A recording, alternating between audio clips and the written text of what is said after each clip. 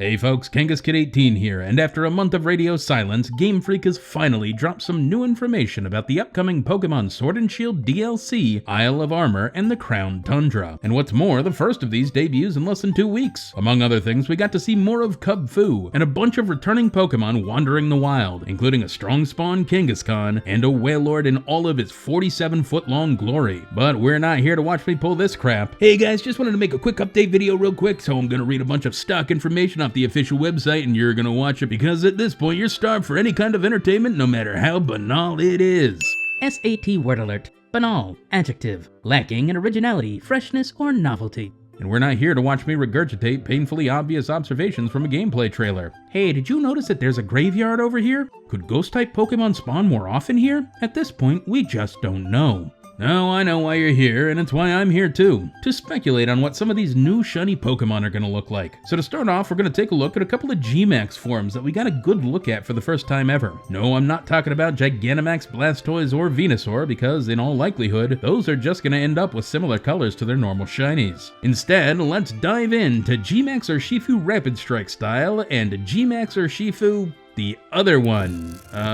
Okay, apparently it's called Single Strike style. I honestly had to look that up, but I don't think it matters. It's the Karate one and the Kung Fu one. Okay, so this first potential shiny is going to be pretty obvious. We could simply switch the red and blue colors of the two Gmax Urshifus, which despite being obvious does honestly look pretty good on these two Pokemon. But as the original forms are red and blue already, perhaps this sort of shiny change would muddy the water and confuse people as to which Gmax they're actually looking at. So instead, let's muddy the water even further by mixing the red and blue together to make purple. Yeah, I think it might be kind of obvious what with the bright red and bright blue that we had before, but an even purple color would suit these Pokemon well, and with that, it might be worthwhile to note that the base forms of Urshifu could also receive a purple shiny. I don't know why I didn't think of this option when I first speculated upon Urshifu's shinies, but honestly, I think it would make a lot of sense. So naturally, Game Freak is probably gonna go in a completely different direction on this one. Speaking of different directions, perhaps purple isn't the right direction for these shinies. Instead, there's one other color that I think would be especially fitting for Shiny Gmax Urshifu. How about we turn them a beautiful green overall? And why might you say is this color especially fitting for these shinies?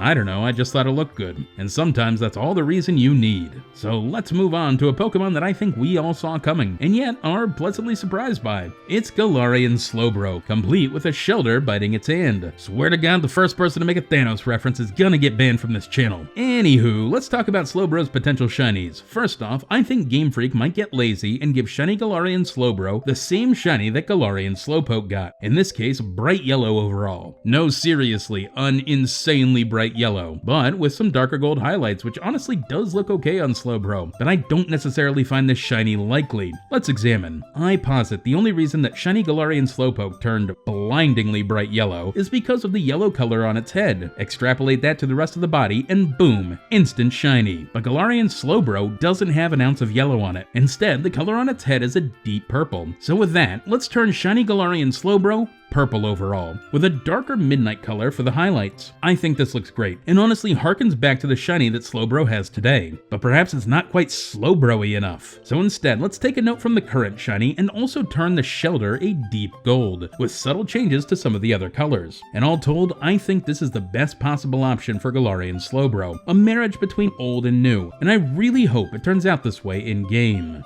Moving on, and we're traveling to the Crown Tundra, where we finally got a good look at a couple of new Pokemon in this DLC, starting with the Dragon type, Reggie Draco, which is not a terrible name for this Pokemon. I had speculated that the name was going to be Reggie Drake, and I was pleased to find that the official name was somewhat close. But without further ado, let's move on to the shinies. So Reggie Draco is kind of interesting in that there's two main parts to it. There's the inner core part and the outer dragon head part, which does suspiciously look like the head of a Charizard, there's no denying. But that's neither here nor there. So I find there's two main options. First off, we could change the color of the outer dragon, in this case to a teal color, with a shift in hue to make the eyes look golden, which looks alright. But we could also keep all the other colors the same, except change the colors of the core to a bright magenta. But the best option for a shiny is always to change all of its colors. So let's merge these two possibilities into one bright, early 90s ski wear colored shiny. And honestly, I think it looks pretty good. Maybe it's because I grew up in the 90s and this color combination looks natural to me. me, but nevertheless, this color scheme is bright and different without being too far off from its normal colors that it's off-putting. Though perhaps teal and magenta isn't quite your color scheme, so instead let's flip things on its dragon head and turn the shiny purple and sea green. Yeah, the 90s colors just don't stop. And while I prefer the previous color scheme, this one isn't bad either. Perhaps it's a little bright and contrasting, but it certainly gets the job done. Whatever color Game Freak chooses, I think it's going to make shiny Regidrago look great.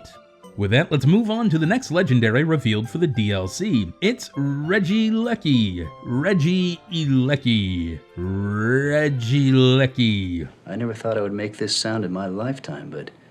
Ew. Thanks, Lassie. He's right though, as much as I like this Pokemon, that is an awful name. I asked the Twitch chat recently to come up with a couple of potential names for this Pokemon. I said Regishock, somebody else said Regispark, and yet a third person said Regivolt. All of these names are better than the one that Game Freak came up with for this Pokemon, and we did it in the span of 30 seconds. And we're not the ones getting paid for it, but Game Freak doesn't care what I think. Otherwise, they'd be on the phone right now calling me to design their shinies for them. Yep, any day now.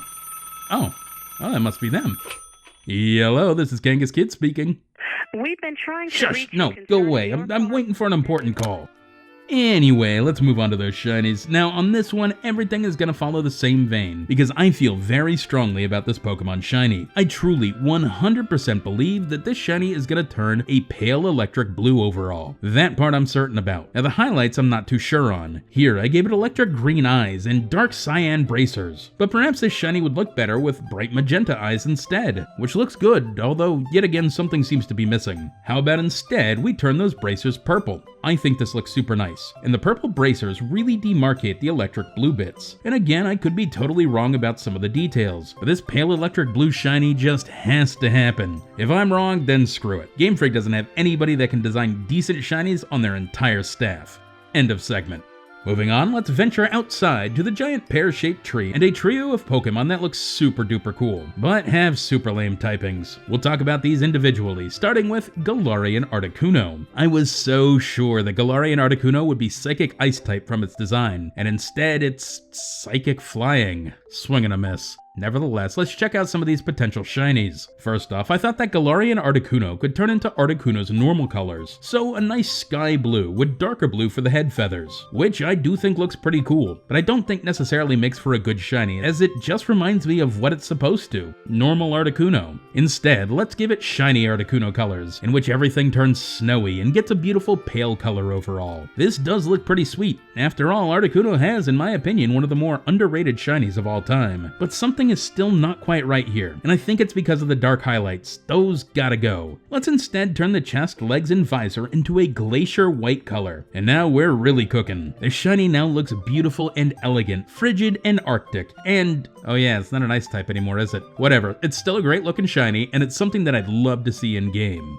Next up, we finally got a Roadrunner Pokemon in Galarian Zapdos. Now, I'm a total bird nerd, and Roadrunners are some of my favorite birds of all time. I remember when I traveled to the sands of Anza-Borrego, only to find a Roadrunner lounging in the parking lot of a Wells Fargo bank. And, hey guys, where you going? I got another 2 hours worth of slides here. Alright, fine, message received. But seriously, Roadrunners are cool. And Galarian Zapdos is cool as well. Or it would have been if Game Freak hadn't robbed us of yet another opportunity for an electric fighting type. Seriously, at this point, I gotta think it's intentional. Regardless, let's move on to the shinies. First off, since Galarian Zapdos is orange, and regular shiny Zapdos is kinda orange, what if we were to turn shiny Galarian Zapdos into a nice yellow overall, reminiscent of Zapdos' regular colors? This actually looks surprisingly cool as a shiny, and I made the decision to offset the yellow with red bits for the eyes and claws, but I'm feeling that this shiny needs to be just a little bolder. So instead, let's turn this whole thing Maltese overall, a kind of grayish blue like a storm cloud swollen with rain. This, in combination with the yellow highlights, does look pretty nice, but the yellow is the same yellow that this Pokemon had to begin with, and some of the darker tones don't change either. And since I'm a huge proponent of changing every color a shiny has, let's get a little crazy. How about if we were to keep that Maltese color, but turn some of the markings bright white, all the other dark bits a deep purple, and the eyes tries Bright Cyan. Okay, I know this is a little crazy. Changing some of the dark bits white while other bits get purple is kind of against the rules of making a shiny. Anyway, I think the shiny looks super cool, regardless of its unorthodoxy. But there's just one change I would make to have this shiny go from good to great, and that's turning the eye color from bright cyan to bright magenta. Somehow this color just makes the shiny fit all together. While I don't think this is something that Game Freak would design in a million years,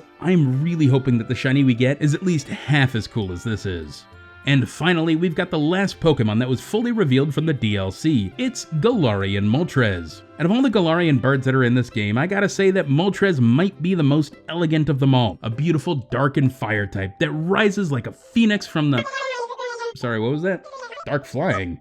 Okay, so it's an Yveltal clone. It's alright, I'll have to learn to live. Despite how disappointed I am by the typing, I think that the Galarian Moltres design could really lend itself to some cool shinies. Let's start off with the obvious. How about we turn the pink bits of Galarian Moltres into a bright fluorescent blue? The blue color a flame gets when... Sorry, the color darkness gets...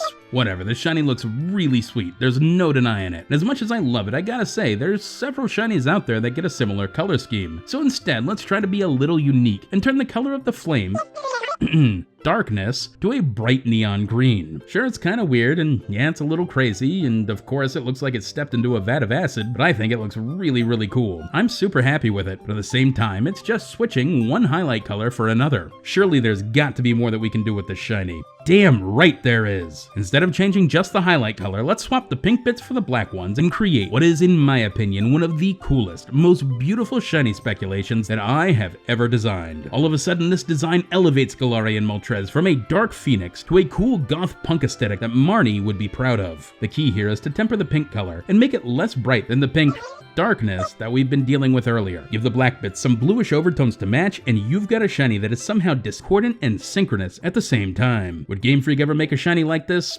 Probably not, because they haven't hired me yet. But once they do, get used to this sort of thing. It's gonna be par for the course when I'm in charge. Well, that's all I've got for you today, guys. I don't know what you're going to be doing for the next 2 weeks, but I'm going to be counting down the days until this DLC finally drops. I'm looking forward to new Pokemon to hunt, and some new ways to help complete my living shiny decks once again. Keep an eye out for some DLC content in the near future. But until then, guys, stay safe. And as always, we are going to see you on the next shiny.